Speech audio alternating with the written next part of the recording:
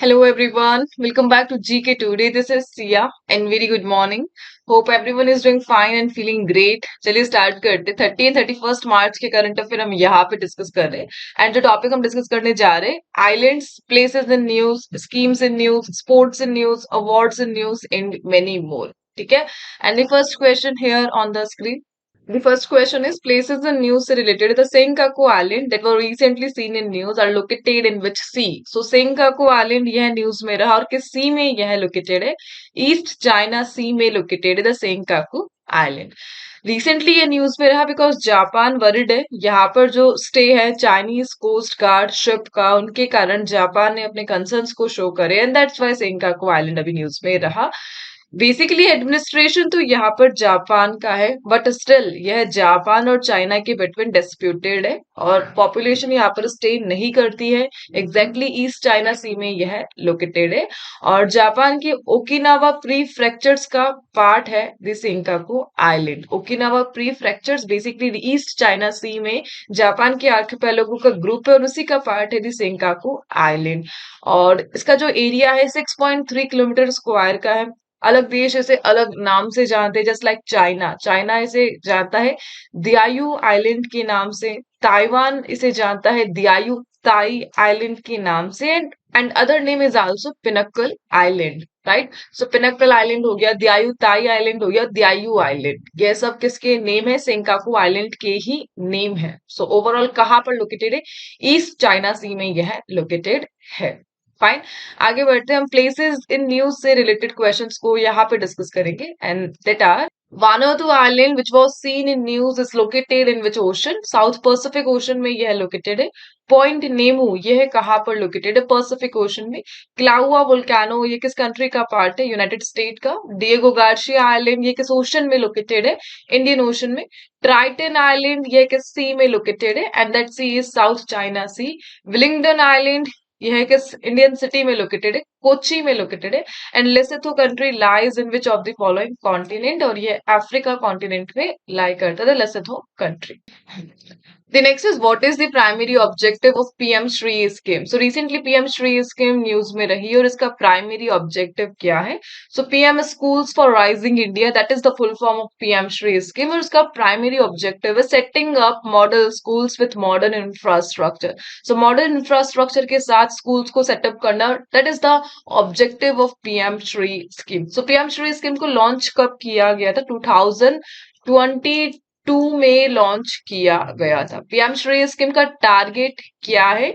लगभग 14,500 स्कूल्स को एस्टेब्लिश करना है with modern infrastructure. It is the target of PM Shri scheme और इसे किसके तहत स्टार्ट किया गया है? नेशनल एजुकेशन पॉलिसी 2020 के तहत पीएम श्री स्कीम की जो आउटलाइन है उसे डिजाइन किया गया है. रिसेंटली ये न्यूज में रहा बिकॉज जो पार्लियामेंट्री स्टैंडिंग कमेटी है उन्होंने एजुकेशन मिनिस्ट्री से कुछ क्वेश्चंस पूछे थे इस स्कीम के तहत कि आप लोगों ने इस स्कीम के लिए जो 4,000 करोड़ का जो बजट है वो तमिलनाडु केरल एंड वेस्ट बंगाल को रिलीज नहीं किया है. यानी तमिलनाडु केरल एंड वेस्ट बंगाल को जो फंड जाने हैं इस स्कीम के लिए वो अभी तक रिलीज नहीं किए गए एंड दैट्स व्हाई इसके लिए क्वेश्चंस पूछे गए कमेटी ने.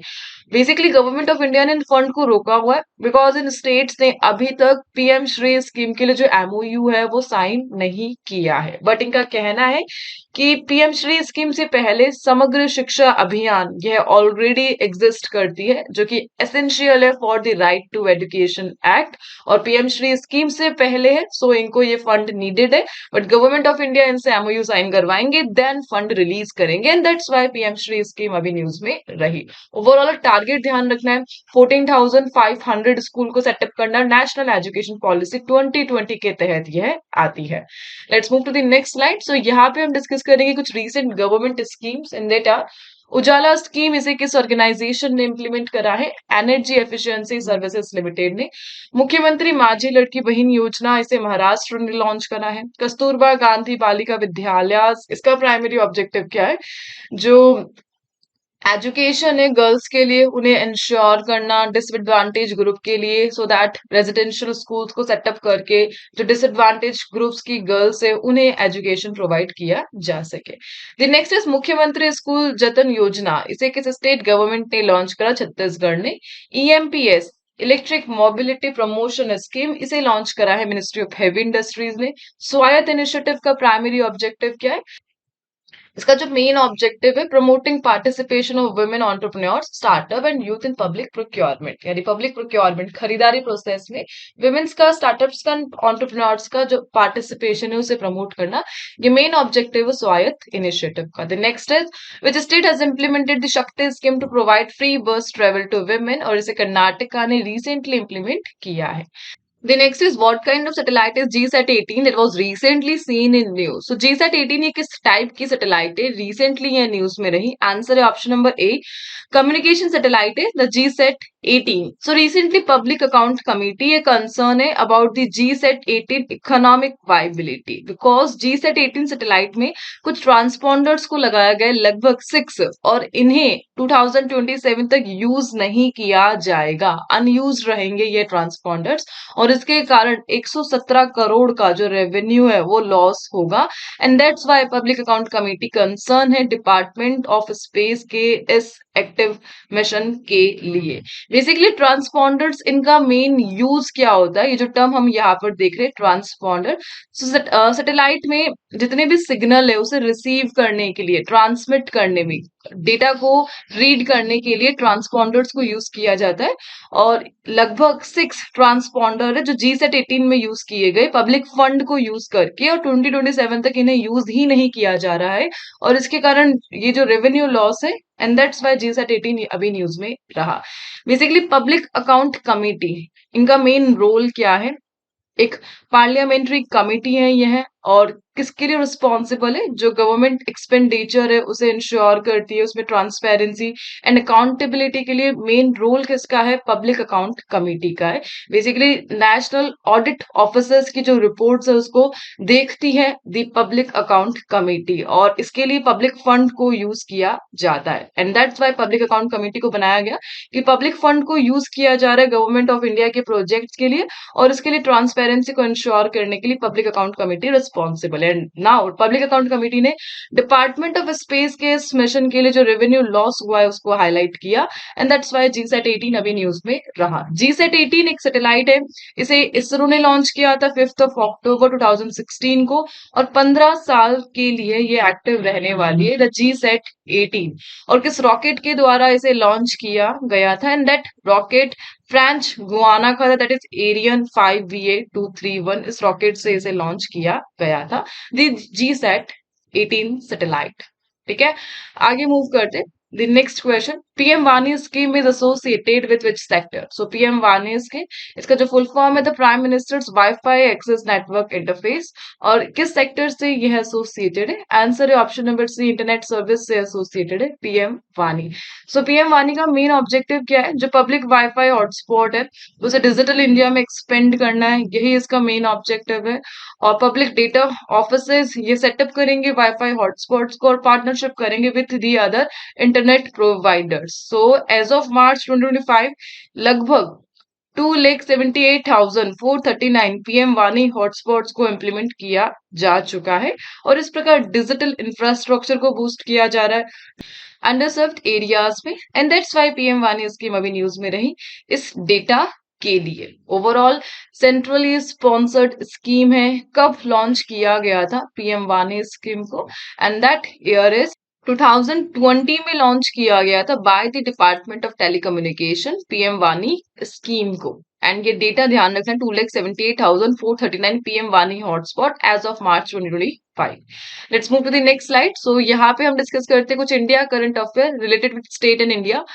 Recently which ministry organise the event greening steel pathway to sustainability, और इसे ऑर्गेनाइज करा है मिनिस्ट्री ऑफ स्टील ने। Which city was awarded the title of city with the best public transport system at urban mobility India conference and exhibition. Bhubaneswar ने यह award जीता है। Which department is recently launch one DAE one subscription initiative for research access, और इसे launch करा है department of atomic energy ने। Recently which state government has constituted a task force to clear encroachment in forest in Western Ghats, यानी अतिक्रमण को रोकने के लिए एक टास्क फोर्स को बनाया किस स्टेट गवर्नमेंट ने? कर्नाटका ने। And Peringammala panchayat which was seen in news, ये किस स्टेट में लोकेटेड है? केरला में लोकेटेड है दी पेरिंगमला पंचायत। द फरक्का बैराज ये कहाँ पर, किस रिवर पर लोकेटेड है? गंगा पर। एंड द यानादी ट्राइब यह एसोसिएटेड है आंध्र प्रदेश से। Let's move to the next slide. The next question, the next question is Gonsa temple which was seen in news is located in which country? So recently एक temple news में रहा, that is Gonsa temple, और किस country में यह located है? Answer है option number D, south Korea में लोकेटेड है द गोंसा टेम्पल। यहाँ पर रिसेंटली वाइल्ड फायर के केस देखने को मिले जिसके कारण गोंसा टेम्पल के जो पार्ट्स है वो डिस्ट्रॉय हुए हैं, including 2 national treasures, and that's why ये अभी न्यूज में रहा। 7th सेंचुरी में इस टेम्पल को बनाया गया था। आज से लगभग 1300 साल पुराना है यह गोंसा टेम्पल, जो कि साउथ कोरिया में लोकेटेड है एंड सिग्निफिकेंट है जितने भी कल्चरल हेरिटेज है उनकी प्रिजर्व के लिए। और यहाँ पर टेम्पल हेडक्वार्टर भी लोकेटेड है 16th डिस्ट्रिक्ट के, एंड दैट्स व्हाई गोंसा टेम्पल अभी न्यूज में रहा एंड एग्जैक्टली साउथ कोरिया में यह लोकेटेड है। Let's move to the next slide. So temple in news से रिलेटेड कुछ फर्दर क्वेश्चंस को हम यहाँ पे डिस्कस करेंगे। The Maharashtra government inaugurated the Chhatrapati Shivaji Maharaj first temple in which district? That is Thane. And Jalnatheshwar temple ये किस स्टेट में लोकेटेड है? द जलनाथेश्वर टेम्पल यह तमिलनाडु में लोकेटेड है। बिलीगिरी रंगास्वामी टेम्पल यह कर्नाटका में लोकेटेड है। लिपाक्षी टेम्पल यह आंध्र प्रदेश में लोकेटेड है। Shri Gourishwar temple which was seen in news ये किस स्टेट में लोकेटेड है? केरला में। एंड एशिया का सेकेंड लार्जेस्ट स्कॉन टेम्पल, इसका रिसेंटली इनोग्रेशन हुआ है महाराष्ट्र में। श्री रंगनाथ स्वामी टेम्पल यह किस स्टेट में लोकेटेड है? तमिलनाडु में यह लोकेटेड है। The next is where was the military exercise Prachand Prahar conducted in मार्च 2025? सो प्रचंड प्रहार यह अभी कहाँ पे हुआ? अरुणाचल प्रदेश में हुआ। एक ट्राई सर्विस एक्सरसाइज है जिसमें पार्टिसिपेट करा इंडियन आर्मी ने, इंडियन एयरफोर्स ने एंड अदर फोर्सेस ने। बेसिकली डोमेस्टिक लेवल की एक्सरसाइज रही यह, अरुणाचल प्रदेश में हुई है, और इस प्रकार डिफरेंट फोर्सेस के बिटवीन कोऑपरेशन को बूस्ट करना है, एडवांस टेक्नोलॉजी यूज को इम्प्लीमेंट करना है और सर्वेलेंस के लिए बेसिकली इस एक्सरसाइज को कंडक्ट कराया गया। द प्रचंड प्रहार कहाँ पर? अरुणाचल प्रदेश में। ठीक है, let's move to the next slide. So recent exercise in news से रिलेटेड कुछ क्वेश्चंस को हम यहाँ पर रिवाइज करेंगे and that are exercise sea dragon, इसे किस कंट्री ने होस्ट करा? यूएस ने। एक्सरसाइज वरुणा ये एक बायलेटरल एक्सरसाइज है इंडिया एंड फ्रांस के between. Bongo Sagar is a military exercise India and Bangladesh के बिटवीन। एक्सरसाइज खंजर यह हुई है किर्गिस्तान एंड इंडिया के between. Sea Dragon naval exercise है यूएस की है। एक्सरसाइज डेजर्ट हंट इसे कहाँ पर कंडक्ट कराया गया? जोधपुर राजस्थान में। सागर कवच इंडियन कोस्ट गार्ड ने परफॉर्म किया कहाँ पर? वेस्ट बंगाल में। Let's move to the next question. Which day is celebrated as World Theatre Day every year? So World Theatre Day ये कब मनाया जाता है?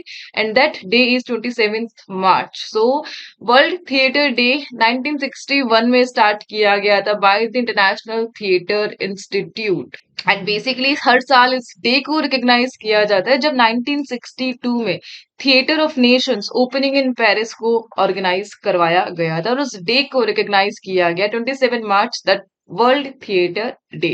सो थिएटर की इंपॉर्टेंस को हाईलाइट करने के लिए, एंटरटेनमेंट के लिए, सोशल चेंज के लिए एंड थिएटर कम्युनिटी को सपोर्ट करने के लिए इस डे को मनाया जाता है by the international theatre institute, right.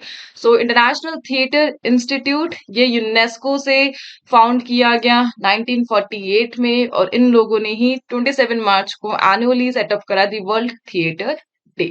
Let's move to the next slide. So days in news से रिलेटेड कुछ क्वेश्चंस को हम यहाँ पे डिस्कस करेंगे, रिवाइज करेंगे and that are what is the theme of WMD the world meteorological day 2025 और उसकी थीम रही closing the early morning gap. together. The United Nations has declared which day as the World Day of Glaciers, and that day is 21st March. World Poetry Day यह है 21st March को ही observe किया जाता है. International day of forest ये से मनाया जाता है 21st March को. वर्ल्ड डाउन सिंड्रोम डे किस डे को मनाया जाता है 21st March को. वर्ल्ड वाटर डे की थीम क्या रही? ग्लेशियर प्रिजर्वेशन, यह इसकी थीम रही. इंटरनेशनल डे ऑफ हैप्पीनेस यह आता है कब? 20th March को. The next question. According to India Bioeconomy Report 2024, which sector contributes the highest value to India's bioeconomy? So recently एक report आई है.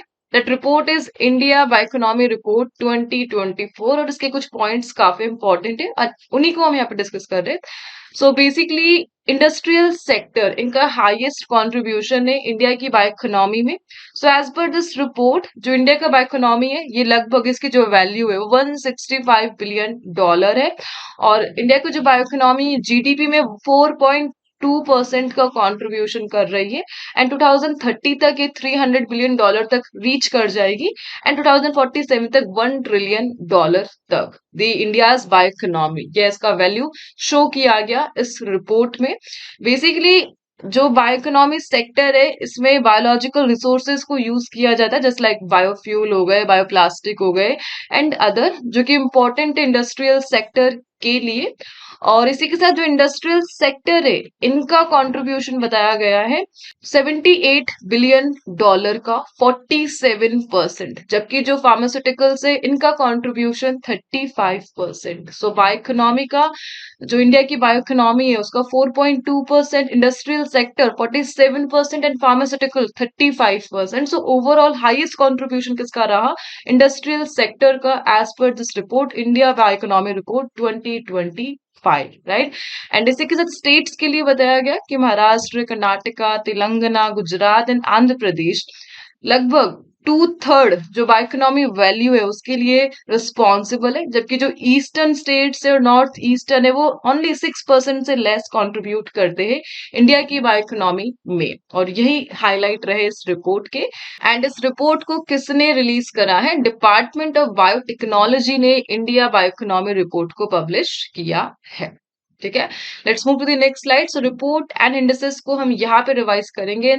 That are financial stability report, इसे किसने publish करा? रिजर्व बैंक ऑफ इंडिया ने. Which organisation has release the global investment trends monitor report, इसे UNCTAD ने release करा. Agriculture and conservation, इसे रिलीज करा है किसने? IUCN ने. बिजनेस रेडी इंडेक्स, इसे किसने प्रिपेयर करा है? वर्ल्ड बैंक ने. Which organisation jointly release the report title waste to worth, और इसे रिलीज करा है Centre for Science and Environment CSE and NMCG ने. National Mission for Clean Ganga ने मिलकर वाटर वेस्ट इस रिपोर्ट को पब्लिश करा. बी रेड्डी, बिजनेस रेड्डी, इसे किसने पब्लिश करा? एक फ्लैगशिप रिपोर्ट है ये वर्ल्ड बैंक की. The impact of care responsibilities of women's labour participation, इसे ILO ने, द इंटरनेशनल लेबर ऑर्गेनाइजेशन ने रिलीज किया. Let's move to the next slide. The next question, who won the Abel Prize 2025 for mathematics? So mathematics के लिए जो Abel prize है जिसे Nobel prize कहा जाता है, इसे किसने जीता है? The Nobel prize of mathematics, Abel prize, और इसे जीता है मसाकी काशिवारा. मसाकी काशिवारा यह जापान के है और रिसेंटली मैथमेटिक्स की फील्ड में इन्हें एबल प्राइज मिला है. और किस फील्ड में? इन्होंने जो वर्क करा है D modules and crystal base, यह इस फील्ड वर्क के लिए इन्हें मैथमेटिक्स का यह अवार्ड दिया गया जिसे कहा जाता है the Nobel award of mathematics, right. So Kashiwara ये 78-year old expert in algebraic analysis और थ्योरी को रिप्रेजेंट करने में, और बेसिकली इनकी जो स्टडी है D modules and crystal base, इसके लिए इन्हें एबल प्राइज से रिकॉग्नाइज किया गया, राइट. इस प्राइज को जो नॉर्वे गवर्नमेंट है उन्होंने बनाया था सो दैट जो नोबेल प्राइज इन मैथमेटिक्स है उसे कंपनसेट किया जा सके. So overall Nobel prize in mathematics इसे एबल प्राइज के नाम से जाना जाता है. ठीक है, let's move to the next slide. So award से रिलेटेड कुछ क्वेश्चंस को हम यहाँ पर रिवाइज करेंगे and that are Diya Salai is the autobiography of which Nobel Peace Prize laureate and that is Kailash Satyarthi. इन्हें नोबेल पीस प्राइज और दिया सलाई इन्हीं की ऑटोबायोग्राफी है। ग्रेग बेल जिनका निधन हो गया है किसी स्पोर्ट्स से एसोसिएटेड है, लॉन्ग जंप से एसोसिएटेड है। एम टी वासुदेवन नायर यह किस फील्ड से एसोसिएटेड है, लिटरेचर से। And Chevalier de la Legion de Honneur ये हाईएस्ट सिविलियन अवार्ड है फ्रांस का और इसे रिसेंटली रोशनी नाडर मल्होत्रा को दिया गया जो न्यू फाइनेंस सेक्रेटरी बने हैं एंड दैट इज अजय सेठ। एबल प्राइज मैथमेटिक्स का अभी हमने रीड करा मसाकी काशीवारा को दिया गया। एंड इंडिया को ऑनर मिला है प्राइम मिनिस्टर ऑफ इंडिया को which is the grand commander of the order of niger. और किस अफ्रीकन कंट्री से यह एसोसिएटेड है, नाइजीरिया से एसोसिएटेड है। ठीक है, सो इसी के साथ इस सेशन को यहाँ पे एंड करते एंड आज के जो क्विज के क्वेश्चंस है that is related with summit and conferences in news.